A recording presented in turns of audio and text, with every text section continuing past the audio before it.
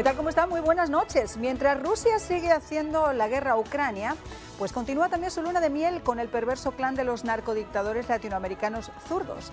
Y no está muy claro si es amor del bueno o si solo andan de manitas. Porque es sabido que Raúl Castro y Díaz-Canel, Ortega o Maduro no son para Putin una relación importante, sino más bien un ramillete de prepagos con quien revolcarse en caso de necesidad a cambio de un apellido que acompañe sus indecorosos nombres o unas cuantas moneditas. Y quizá por eso es que, lejos de condenar la injustificable invasión a Ucrania y la matanza de civiles, o al menos tomar esa cobarde posición de neutralidad que también adquirieron otros amigos del mal llamado socialismo del siglo XXI, esta secta de títeres de la izquierda aplaude como focas a su señor de los anillos. Pues si algo ha puesto en perspectiva esta contienda, es que el mundo ya no está dividido en los bloques capitalista y comunista de la Guerra Fría, sino por el de las dictaduras frente a las democracias. Y es evidente que, comandadas por Cuba, Nicaragua y Venezuela, y más en segundo plano Argentina y México, se han decantado por alinearse con la dictadura rusa. Una elección que en el caso de Venezuela al régimen de Nicolás Maduro le está saliendo pero bastante carito. El haber mudado a Moscú hace 3 años la Oficina de Petróleos de Venezuela, PDVSA, cuyos fondos han quedado ahora congelados en la banca rusa y no pueden hacer transferencias internacionales por las sanciones económicas de Estados Unidos y de Europa. El narcorrégimen enfrenta serios problemas financieros por haber quedado atrapado sin salida aparente entre sus propias sanciones y las restricciones de su socio. Porque a los contratistas rusos nadie les acepta pagar sus nóminas, vivienda, taxis o comida en rublos. Y así, mientras Putin prosigue su ofensiva contra la democracia, el mundo libre amenaza también la impunidad de este clan de narcodictadores latinoamericanos que, tras la ejemplar extradición del expresidente de Honduras, Juan Orlando Hernández, socio de Ortega, los ha puesto con neón en la lista de extraditables. Porque, siguiendo eso de que Dios los cría y ellos se juntan, todos vienen siendo una especie de copycat cutre e imperfecto de los pecados del otro, tratando de imponer su modelo transnacional de narcoestados del socialismo del siglo XXI y dirigidos por Cuba, donde, para colmo de males, y aunque pudiera parecer imposible, las nuevas versiones de dictador vienen aún más paquidérmicas y fallidas. Solo hay que mirar con mucha atención el proceso evolutivo que nos ha llevado hasta Pedro Castillo. Comenzamos. Vamos a dar un repaso a todas estas narcodictaduras de América Latina y si les ha salido bien o si les saldrá mal su relación con Vladimir Putin en lo que está ocurriendo con Ucrania. Y para hablar sobre todo esto, ¿quién mejor, obviamente, que Carlos Sánchez Berzaín, director ejecutivo del Instituto Interamericano por la Democracia? Un placer, Carlos, que nos acompañes esta noche. Saludos, Marian, un saludo a usted y a toda la importante audiencia. A ver, ¿por dónde empezamos aquí? Yo creo que deberíamos empezar quizá por Venezuela, que es al que más de cara a la galería se le ha visto que le han afectado el tema de haber mudado PDVSA hace 3 años a Moscú y de no poder hacer uso ahora de su dinero ni de sus fondos. Y no solamente estoy hablando del dinero estatal, estoy hablando también de sus fortunas, de las que han robado al pueblo de Venezuela y que estaban también ahí aparcadas y donde el presidente, la vicepresidente, Vladimir Padrino están ahora mismo entre la espada y la pared porque nadie les da garantías de poder recuperarlo. Bueno, yo creo que hay que hablar del grupo de delincuencia organizada transnacional que se llama socialismo del siglo XXI o también castrochavismo, y que es el conjunto de dictaduras de las Américas liderado o teniendo como jefe a Cuba e integrado por su plataforma principal, su colonia principal, que es Venezuela, por Bolivia, que es un narcoestado fundamental, productor de coca y de cocaína, y por Nicaragua, y respaldados por 2 países que son estados democráticos, pero que tienen gobiernos paradictatoriales, que son la Argentina con Fernández Kirchner y México con López Obrador. Este es el contexto del bloque no democrático de las Américas, aliado indiscutible no del momento de la guerra de invasión de Rusia a Ucrania, sino de antes, de la dictadura rusa, y que está participando en esta conflagración porque la invasión de Rusia a Ucrania no es la tercera guerra mundial, pero es la primera guerra global. En esta primera guerra global, que es la guerra del siglo XXI, no hay neutrales. Se está confrontando, como bien has señalado, la dictadura contra la democracia.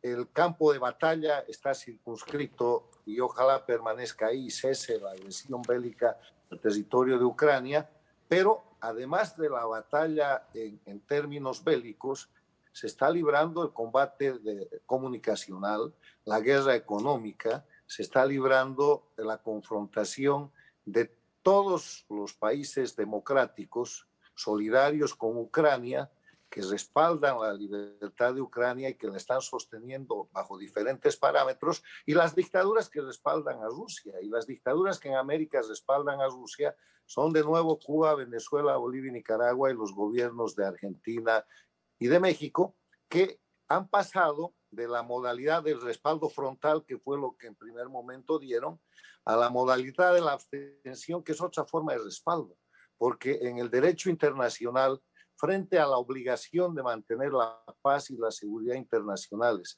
y frente al delito que es la guerra de agresión y los delitos de lesa humanidad que comete Rusia en Ucrania, no hay abstención. La abstención quiere decir participación en el delito. No te puedes abstener a favor del criminal. Entonces, la cosa está muy clara, y además de los daños personales por esa sociedad, de los daños locales que van a sufrir estas dictaduras por tener su dinero y sus negocios en la dictadura y con el régimen de Rusia, es de esperar que en el futuro muy cercano el sistema de sanciones inhabilitantes, sanciones de verdad, que la comunidad internacional ha impuesto a Rusia, se expandan a las dictaduras de América Latina para buscar cesar la acción de conspiración. Pero ahí, Carlos, ahí yo tengo que hacer un pero, porque una cosa son las sanciones fácticas y otra cosa son las sanciones cuando me interesan y en la forma que me interesan. Y quiero hacer ahora mismo, y quiero preguntar tu opinión, lo que ha ocurrido, por ejemplo, con la administración Biden, que ha pasado de no reconocer a Nicolás Maduro desde hace 3 años como el presidente de Venezuela, porque reconocían al presidente interino que era Juan Guaidó, a de repente apartar de un guantazo a Juan Guaidó para, en unas conversaciones sorpresivas y entre comillas, bastante confidenciales, tratar de negociar con el régimen de Nicolás Maduro que la parte del petróleo, esa parte pequeñita del petróleo que de repente podría surtirles Rusia, que lo hiciera Venezuela. Entonces, ¿tenemos realmente intención de poner sanciones en América Latina? Porque lo hubieran hecho con Cuba, lo podían haber hecho con Nicaragua, o sea, esto no es de ahora. Bueno, el tema de las sanciones a las dictaduras de América Latina, a Cuba, Venezuela, Bolivia, Nicaragua, yo he venido escribiendo durante mucho tiempo de que el concepto que hay que utilizar es el de sanciones inhabilitantes, que es lo que estamos viendo respecto a Rusia. ¿Qué diferencia hay entre una sanción publicitaria y una sanción inhabilitante? Con las sanciones impuestas a Cuba, el régimen no ha cesado sus actividades ni ha cambiado, porque sancionar quiere decir tomar una acción para corregir o para modificar una conducta que se considera dañina o que se considera equivocada. Cuba se considera sancionada hace 63 años, claro, o más de 60 años, y no ha cambiado su conducta. ¿No? Eso quiere decir que no hay sanciones, que son medidas declarativas que no tienen efecto.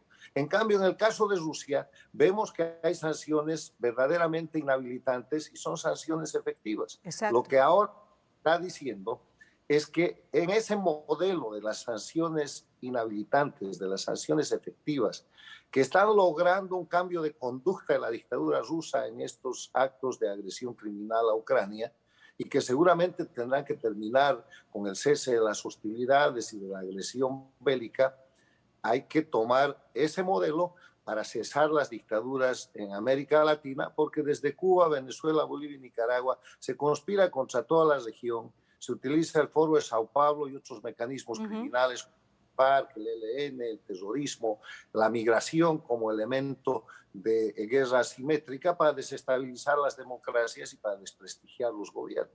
Y fíjate que hoy ha habido una noticia que no es sorpresiva, porque, quiero decir, cuando el río suena es que piedras trae, y este viene arrastrando no piedras, pedruscos desde hace un montón de tiempo. Pero hoy el Comando Sur de los Estados Unidos ha vuelto nuevamente a decir que Venezuela alberga al ELN, a las FARC, con la idea de desestabilizar Colombia y desestabilizar el resto de América Latina, y que además es partícipe, el régimen de Maduro es partícipe del narcotráfico. Esto, como digo, no es nuevo.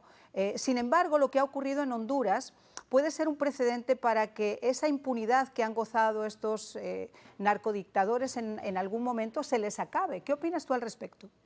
Mi opinión es que la extradición del ex jefe del narcoestado de Honduras, del señor Hernández, es una señal de que cuando hay democracia no hay impunidad. Y en la situación de Hernández, que ahora va a ser extraditado a tribunales de Estados Unidos en el marco de lo que es la aplicación de la Convención de Palermo, que es la Convención contra la Delincuencia Organizada Transnacional, hay 4 dictadores que están en lista de espera. La dictadura de Cuba, que es el narcoestado más antiguo de las Américas, porque desde la década de los 80, con Escobar, Gaviria y con los narcotraficantes colombianos y bolivianos, estuvieron inmiscuidos y terminaron ese incidente fusilando al general Ochoa y a otra gente para dar impunidad y proteger al dictador Castro.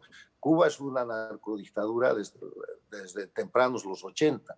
El otro narcoestado es Venezuela, y sobre el dictador de Venezuela hay 2 procesos con el tema del cartel de los soles, que es un cartel de narcos. Y hay premio por la captura de Nicolás Maduro de $15 millones y de varios miembros de su gobierno, incluyendo el presidente de su Corte Suprema. En el Bolivia está buscado por la justicia y Estados Unidos ha requerido la extradición y ha puesto un premio de $5 millones por la captura y entrega del ex jefe antinarcóticos de Evo Morales, que es un personaje que es el coronel Dávila. Y Evo Morales de inmediato ha pasado a la defensiva diciendo que está siendo perseguido, obviamente, porque ha estructurado el narcoestado y deben existir cuartos de prueba para procesarlo en el momento oportuno, que no tenga la impunidad del Estado. Lo mismo pasa con Nicaragua, que ha sido socio de este ex jefe. Y de eso, Carlos, quiero hablar después de la pausa, porque tú y yo tenemos mucho que conversar y yo estoy segura que nuestros televidentes están disfrutando esta conversación en la que estamos dando este repaso genérico. Pero tenemos que hablar de que en esta evolución de estos aprendices de dictador, es como que el modelo en algún momento ha tenido un pequeño fallo y están saliendo cada vez peores, más fallados. Ya regresamos. Conversando con Carlos Sánchez Berzaín, director ejecutivo del Instituto Interamericano por la Democracia, un experto obviamente, y estábamos comentando antes de la pausa que ellos, es como que Dios los cría, ellos se juntan, ¿no? Y además tratan de copiarse, y no tratan de copiarse en lo mejor, sino en lo peor, y es como que ese molde en el que más o menos han sido creados, esa evolución de dictadores cada vez ha ido peor, y si no piensan ustedes desde Castro o Hugo Chávez hasta llegar a Castillo. Pero hay uno que se lleva la palma. Vamos a escuchar cuál fue su última perlita. Así es, el mujerero de la revolución. La mujer, sabemos, tiene grandes tareas en la vida. La tarea de parir, de gestar, de parir.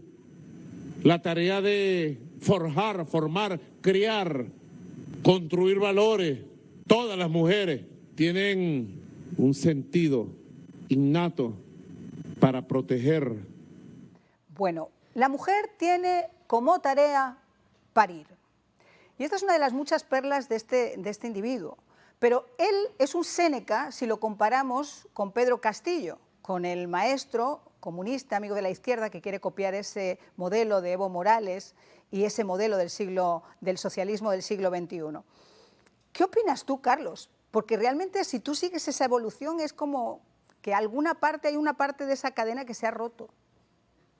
Primero, una precisión. Las dictaduras del siglo XXI, que hoy día son 4, Cuba, Venezuela, Bolivia y Nicaragua, en ese orden porque son los tiempos en que aparecen. Dictadura de Venezuela iniciando este siglo, 2001, 2002, 2003. La de Bolivia el 2006, la de Nicaragua el 2009. Pasó por ahí por 10 años el Ecuador con Correa. Son la expansión de la dictadura de Cuba. O sea, es el castrismo convertido en castrochavismo, porque la dictadura de Cuba, que agonizaba en 1999, es rescatada por Hugo Chávez, que le da dinero, le da petróleo y con eso crean lo que llamaron en su momento el movimiento populista bolivariano, que termina siendo el socialismo del siglo XXI o el castrochavismo, para instalar el sistema dictatorial en el modelo cubano. O sea, no es que Dios los cría, ellos se juntan, los crían Hugo Chávez y Fidel Castro en el modelo cubano con el dinero venezolano. Pero alguno podía decir voy a cambiar. O sea, yo entiendo que su modelo sea ese, pero podía decir voy a cambiar algo. Todas las dictaduras del castrochavismo utilizan la metodología y están dirigidas y operadas por el G2 cubano. Y una prueba de esas es, por ejemplo, que el actual embajador de Cuba en el Perú es el ex embajador en Bolivia, exacto, que operó toda la instalación de la dictadura de Evo Morales, que se llama Rafael El Gallo Zamora, que es el que está dirigiendo el sostenimiento y la instalación y el fortalecimiento del gobierno de Castillo. Entonces, en ese sentido, lo que hay que hacer es enfocar a las dictaduras como un grupo. Tienen un jefe, es Cuba, pero son un solo sistema y se llama socialismo del siglo XXI o castrochavismo, y tiene un mecanismo de operación que tratan de disfrazar de política, que es el Foro de Sao Paulo, que ahora han presentado con un remodelamiento a través de lo que llaman el Grupo de Puebla para darle un aire más de estadista y de intelectualidad. Pero en el fondo son crimen organizado que ejercen el poder a través del sistema de terrorismo de Estado, que quiere decir la comisión de delitos para generar conductas en las poblaciones que de otra manera, que no sea el miedo, no se pudieran aceptar. Ahora, entonces, lo que estamos viendo con este video que acaba de pasar respecto al dictador Maduro es el irrespeto de la gente que cree que está por encima de la ley, que está por encima de los principios y valores, inclusive de la humanidad y del respeto a la dignidad de la mujer y de las personas, y que son dueños de todo porque se consideran impunes. Y ese es el tema por el cual las dictaduras del castrochavismo tienen que ser objeto de recuperación por los pueblos para volver a la democracia con la ayuda de la comunidad internacional. Y fíjate que en ese contexto estábamos hablando también de Pedro Castillo, que se ha librado por segunda vez este lunes de lo que aquí llamaríamos un impeachment, y lo hizo por 87 votos, pero obviamente ¿por cuánto más se va a sostener un Pedro Castillo en un Congreso que es oposición pura y una persona que además está tratando de llevar ese, ya no voy a hablar socialismo del siglo XXI, sino comunismo, comunismo globalismo del siglo XXI hasta sus extremos? Se llama castrochavismo, que quiere decir una organización de delincuencia organizada transnacional que, liderada por Cuba, disfraza de política, de izquierdismo, la comisión de delitos que van desde lesa humanidad, narcotráfico, terrorismo y las más graves violaciones a los derechos humanos. Y en el tema de Castillo, lo que acaba de pasar es la exitosa operación del embajador de Cuba en el Perú, que está instalando algo que ya ha hecho Cuba y ha hecho el castrochavismo en Bolivia, que es la oposición funcional. Han empezado a reclutar miembros de la oposición, a lograr la cifra mágica en el Perú de 44 parlamentarios, que es lo que evita la cifra de 87 para vacar o para separar del poder al presidente Castillo. Y en ese sentido, esto es un éxito porque están dividiendo la oposición, están reclutando opositores a través de diferentes mecanismos. El primero es decir que si se va a Castillo se van todos, y diputados que son diputados hace 8 meses y que tienen mandato, que tienen sueldo y que tienen una serie de privilegios por 5 años, no quieren que eso suceda. Pero además de eso, hay una serie de intercambios y de favores políticos que tienen que ser esclarecidos por el pueblo, por los políticos honestos y por la prensa peruana para demostrar la operación castrochavista del G2 cubano, embajador cubano en el Perú, que está haciendo lo mismo que ha hecho en Bolivia y lo mismo que ha hecho en Venezuela, crear una oposición funcional a partir de la corrupción, del miedo y de la preventa. Efectivamente, y totalmente manejada precisamente por el poder para evitar que puedan llegar a derrocarlo. Nos vamos a ir a una pausa, pero antes quisiera recordar qué fue lo que dijo Nicolás Maduro con respecto al tema del petróleo ruso. Ahora que Occidente ha entrado en histeria, desesperación y locura contra Rusia, nosotros sí vamos a mantener nuestras relaciones comerciales con Rusia y estamos listos para venderle todo lo que podamos modestamente y todo lo que Rusia necesite comprar. Fueron golpeando a Rusia, provocando a Rusia, rodeando a Rusia, y han provocado la OTAN y Estados Unidos un conflicto muy peligroso. Venezuela apoya firmemente las negociaciones de paz entre Rusia y Ucrania. Miren ustedes, hace falta realmente tomarse algo para poder entender lo que dice este buen señor. O sea, por un lado está a favor de las negociaciones, se apoya la negociación de paz entre Ucrania, pero por otro lado el mundo ha golpeado, Estados Unidos y la OTAN, a Rusia para que esto pase. Mi querido Carlos, ¿qué puede llegar a pasar con este conflicto de Ucrania? ¿Cómo va a afectar realmente a estos narcodictadores? Ya los está afectando porque primero los ha puesto en evidencia. Si alguien tenía duda de las dictaduras de las Américas con la guerra de invasión de Rusia a Ucrania, ha quedado muy claro el papel de Cuba, Venezuela, Bolivia y Nicaragua como violadores de derechos humanos y como sostenedores del oprobio, lo que son los crímenes de lesa humanidad. Lo segundo que ha quedado clarísimo es que son unos países en crisis. Yo no sé qué le van a dar a Rusia. Cuba está en un estado de crisis humanitaria hace décadas. Venezuela tiene una crisis humanitaria que ha expulsado casi 7 millones de venezolanos al exilio. Bolivia acaba de poner $2.000 millones de bonos en el mercado internacional para pagar sueldos y no ha vendido sino menos de la tercera parte de eso. Y Nicaragua agoniza en una situación económica que es cada vez peor. O sea, porque las dictaduras del castrochavismo traen consigo violación a los derechos humanos y miseria, porque la miseria es el negocio de los dictadores. Cuanto más pobreza, cuanto más dependencia generen en la gente, más se empoderan y más pueden administrar esa pobreza, esa miseria, esa dependencia que han generado. Pues quiero agradecerte muchísimo, Carlos. Ha sido un placer y un lujo tenerte con nosotros esta noche haciendo este repaso por América Latina y espero que se repita muy pronto. Y a todos ustedes, muchísimas gracias por habernos acompañado. Y como ya les vengo diciendo, por más tiempo del que me gustaría, mi Yeso y yo nos despedimos hasta el día de mañana. Chao, chao.